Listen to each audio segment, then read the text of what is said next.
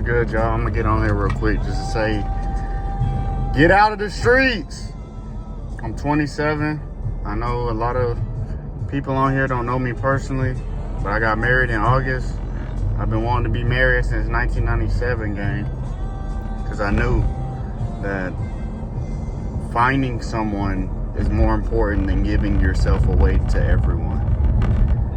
Fellas, if you're out there right now and you're wondering if the girl you talk to or the woman you aspire to be with is ideal for you to commit to this level, I want to tell you I haven't had more joy in knowing that I've chosen someone to be a part of my life, to help add on to my life. If the person you're with and dealing with, whether that be casual friendship, whether that be you're being intimate for no reason, I want to say get away from that, run away from that. The world is teaching us that sexual promiscuity and being available all the time and making sex not emotional or positive things, but ultimately you're still giving your way up in a transaction. Women have the worst role in this from my perspective because they have the highest risk. And when I say worst role, I don't mean like they're pushing this on the men. I'm saying it takes two to tango. And I'm not talking about people on doing other frivolous things. I'm only talking about men and women here. So men that truly think that they're ready to commit, make sure that you are a husband. Your number one criteria for being a husband is to make sure you're honoring what that title is. Marriage was not ordained by man. Man did not create marriage. Marriage is not just a piece of paper. Marriage is a covenant designed under God for two people to come together to be one spiritually. The goal is for you to be able to see the unity between Christ and his church. You're not going to always have good times. You're going to have to sacrifice things that you desire. She's going to have to sacrifice things that she desires. And y'all should be building each other to be better. Because Christ laid down his life for the church, ultimately. And the church is open to anyone, as it should be. So if anybody's out there on the fence on what to believe, I'll just say consider reading the Gospels. You don't have to believe anything because I say so. You don't have to take my word for it. But objectively read the Gospels, come to your own conclusions. But this video was mainly just to say I'm not dead. And men, stop being whores.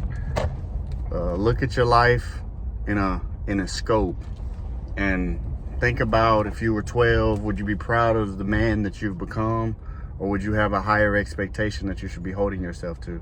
Because ultimately I realize a lot of people are out here searching for love that they never found in whatever realm that they thought they deserved it in, whether that be parents, friendships, relationships, etc. But craft yourself into a husband and you will reap the benefits of being able to discern and weed out all of the bad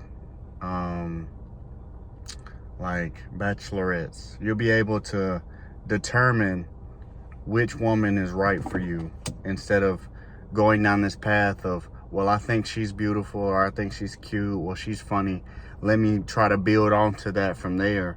Instead, come open and honest to every single person you interact with. Always let them know what your goal is. Always let them know who you are, the values you stand on, and the things that you would not be willing to change your mind on.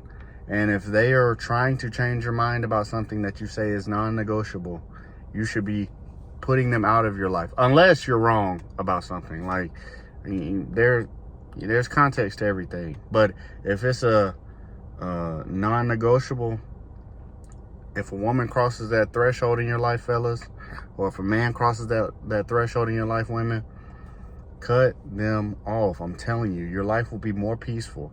I've had multiple situations where I tried to agree to disagree with people that I was involved with myself with, and all it did was hurt me in the long run, because now I devalue myself more. I genuinely had the best expectation but I didn't set expectations. I guess I just had hope that anything can grow, which is a true thing. But if you're not in a situation to where you would deem yourself a spouse, if you could not fulfill the role of what a spouse is, you should not be engaging in intimate relations with anybody, because all you're doing now is abusing them for the sake of your own satisfaction. And when you're using them for your satisfaction and you're getting that momentum off of feeling like you're the one, you're the man, like, yeah, I did my thing, whatever, all you're doing is crafting a nightmare in her mind if y'all stop talking. Because now you've just, whatever amount of time that you were in her life, you've just wasted that amount of time where she could be spending time with a man who would be dedicating his future to her, potentially having children with her, raising a family, and living out her days. And to anybody that ever felt like I was in their life for no reason, or whatever, you didn't get what you wanted out of life from me or whatever, I genuinely do apologize, because it was never my intention to hurt or bother anybody.